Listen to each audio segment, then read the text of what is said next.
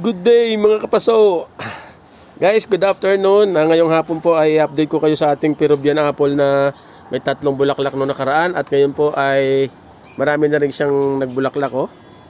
Mga ano yan, ayan, maliliit oh.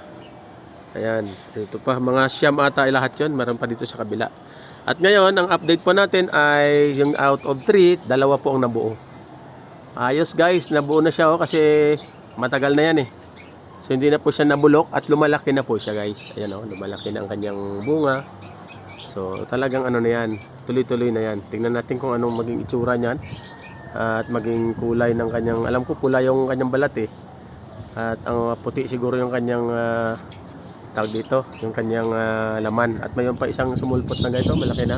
So sana makabuo pa rin uli yung ating mga susunod na mga bulaklak. Alright mga kapaso, thank you for watching. Bye-bye!